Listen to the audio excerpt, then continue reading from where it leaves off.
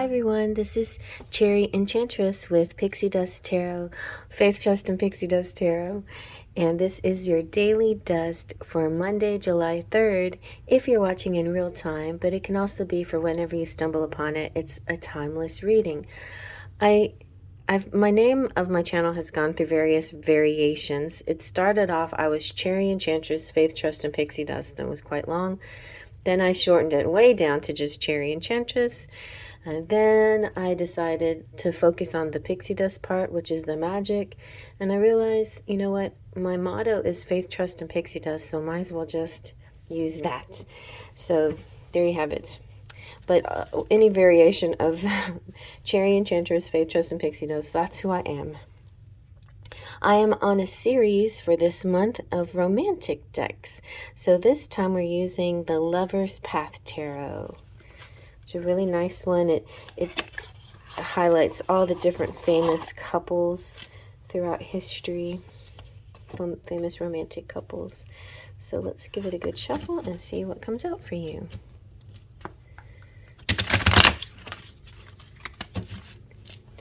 I'm trying to let my natural nails grow, so pardon my little stubs.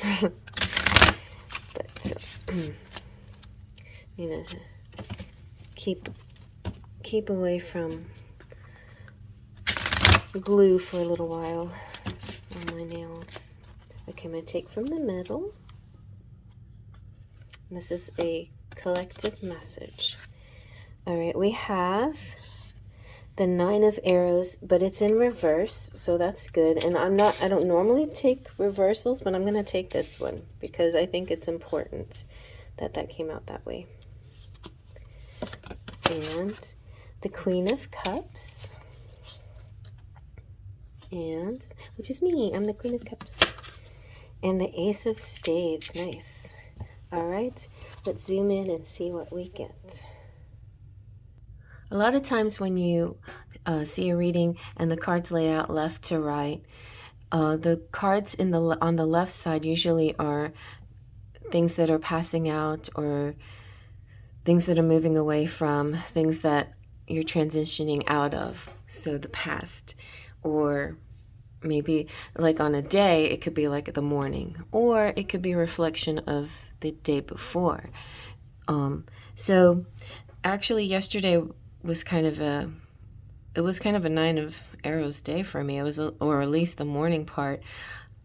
I was very worried about somebody, but everything turned out okay, which is good. So I feel like one of the messages that I got from the day and the experience came out, I think, in my July reading. So check that out. Pick a card for the month of July. But you know what? These pick a cards, no matter, even if it says for the month of July, you can, like, if you watch it, it still can be something. Just depending on when you watch it, it can be for any time. A lot of these readings are very timeless energies. So definitely don't hesitate to watch anything that draws your attention or attraction, because the law of attraction is bringing you to it. But in my pick a card for July, I don't remember what pile it was, but it had something to do with emotions, and sometimes you just need a good cry. And sometimes you can't just gloss over a situation. You have to actually feel it and get, be in the energy of it and experience it, even if it's upsetting or if it makes you angry. It's important to express those emotions. A lot of people put so much emphasis on being happy, and yeah, sure, it's great to be happy. It's nice to strive for happiness. Of course, that's what we generally do, is strive for happiness. But in the pursuit of happiness, we can't just ignore the fact that we have other emotions that we have to process, right? So I feel like that the 9 of Arrows is processing these emotions. It also represents to me, like, sometimes insomnia. So maybe like last night you didn't sleep too good or at all. Sometimes insomnia can cause in weird situations psychologically, it can make you, yeah, I feel like rest is important for recalibrating, and for, it's just in the word rest. It's like your body needs that downtime. Your body needs the time to explore in the dream world, and your body needs that time to be immobile for a good long time. If you're not getting enough rest, then even meditation doesn't always do much good if you don't get actual like REM sleep. So, but it's easier said than done. If you don't aren't able to sleep, you aren't able to sleep. But there are definitely some things that you can do different. You can maybe drink less coffee, or maybe get outside more, because physical outdoor activities can make you sleepy and make you fall and sleep better, or sleep better and deeper. And if eating something good or solid can help you sleep better. But at the same time, if you're just, there's a lot of people out there that don't have all these kinds of luxuries. They may not have the most comfortable beds, and may not have a lot of food. But if you do, there's ways you can work with your insomnia if you have it. And sometimes it's not insomnia. It could be just sometimes anxieties and stress and worries that pop up. So there's other ways to deal with that energy. Sometimes it's just action that helps take care of anxieties, because anxieties come up a lot of times when you have all these thoughts in your head of things that you want to do, and then you don't take any action, because maybe you're seeing a mountain, and instead of just taking one step. If you have, like, say you have a lot to clean up in your house or whatever, just pick one corner and just go there. And once you've done one thing, it relieves that energy. It really does. But there's all kinds of ways to relieve stress that you can do spiritually and homeopathically. But if you need to see a doctor for those kinds of things, by all means, do that too. Do whatever you need for yourself. But, and also, there's music helps me, like listening to binaural beats, and sometimes voices and people who speak can be relaxing and get you into a nice sleep. Bedtime stories and stuff, and that's something that I'm looking into doing for this channel. Maybe possibly more podcasty kind of stuff. Get a better microphone, and do bedtime stories or other meditations and things to help you guys. So then 9 of arrows might be keeping you awake. There might be just an issue that you're not really facing. But once you face it, it's kind of like you have to face this fear, and then once you do, then it transforms, and then it dissipates.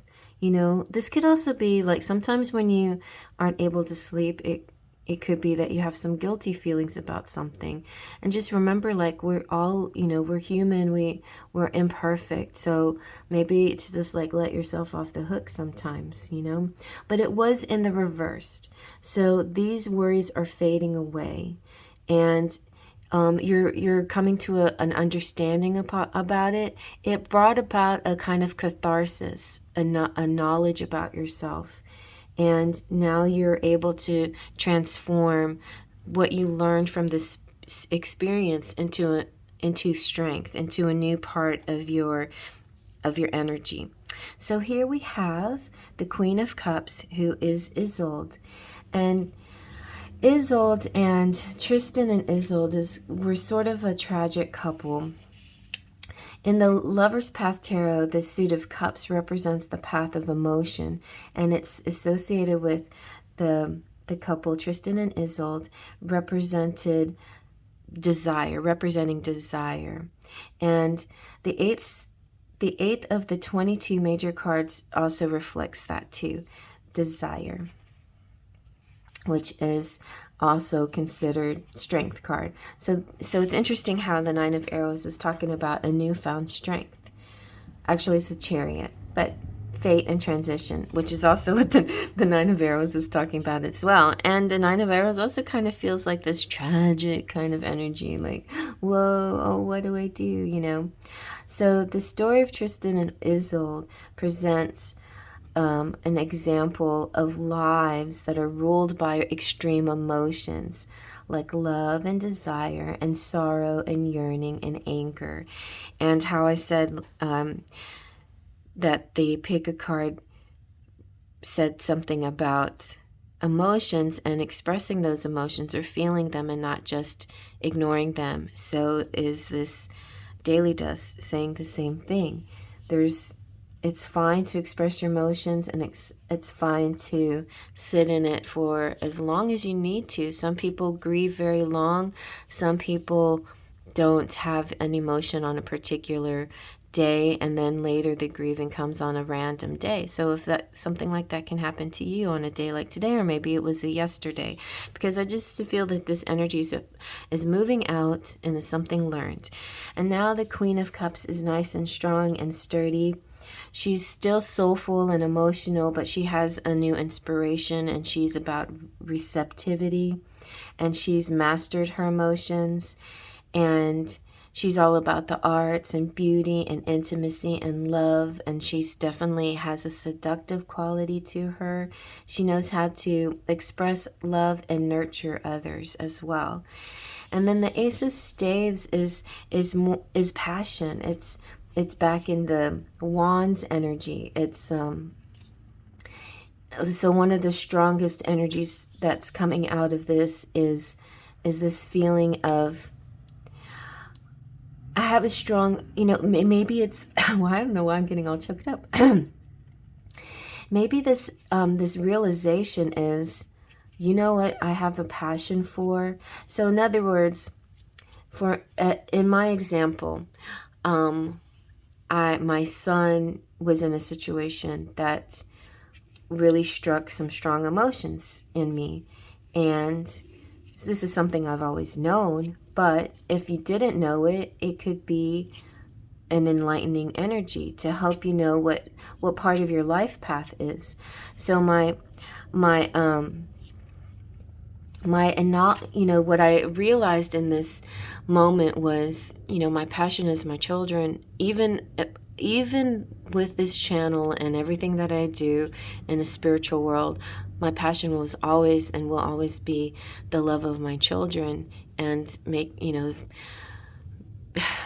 they are finding their own path, and also loving them with freedom to choose and freedom to go their own way. But there's an energy there that never goes away, that wants to protect them and care about them and soothe them and heal them and cradle them and make sure that they're safe, And so that's always going to be there for me. So it's something like that, like some kind of realization when it comes to your emotions. It could be just, when you get angry, what is it that makes you angry? And that passion could be what drives you to your next life path endeavor. Like the autistic mystic, he was saying something like that. He's saying, what makes you angry might be what's the right job for you, what's the right career or life path and endeavor for you. So he was angry. I can't remember what his specific issue was, but there was something he was angry about, which caused him to create his channel. And for me, that has a lot to do with justices and injustices, and so that could be something that I put energy into. But definitely my kids are something that are high on my passion.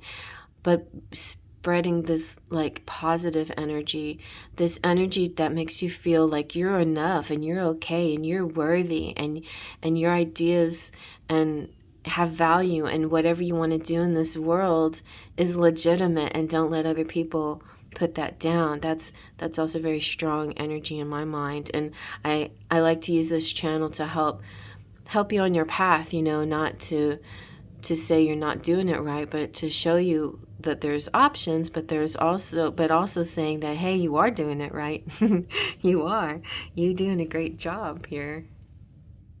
So the Ace of Staves, again, is all about energy and growth and action. So now that you've learned something, maybe it's time to take that and take some action.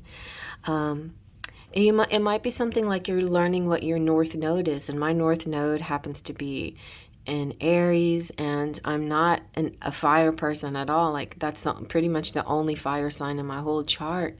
But in order to balance who I am, I need to tap into that fire energy more frequently. It's part of my life path. Your North Node kind of represents your northern star, you know, the direction and the way, kind of the way you need to approach things. I feel like pick your battles, choose your battles. Not everything has to be a battle, but at the same time, what makes you passionate, go with that, you know? And the suit of stave is very action packed, and the lovers represented by the staves is Siegfried and Brunhilde. And in fact, they're new to my Enchanted Romance deck, if you want to check that out, the flip through of that. But they're the Ten of Cups in my Enchanted Romance deck now. So the action-packed suit of staves arrives after the mysterious realms of the emotion, so perfectly fitting in this spread here. And the emotions explored in the suit of cups, and how we said, like, maybe this anxiety or this sleeplessness brought you to a new awareness with your emotions. And then the Lover's Path Tarot, the suit of staves, are associated with Brunhilde and Siegfried, and they are represented by strength, which is what I thought this card was. So here we have the Chariot and strength coming out, and also in the Nine of Arrows, this strength, this newfound strength, and then movement forward and a transition. So it's about now there's a new beginning, right? It's a focused period of growth. There's inspiration, inspired actions, new opportunities, the masculine yang aspect of life, instead of like holding back and receiving, then it's the action time. Or it, you know what, within us all there's the yin and the yang, and there's a time for one energy and a time for another energy within all of us, even if you're male or female. Some masculines might generally have more yin energy, and now it's time to show their yang, you know, and vice versa.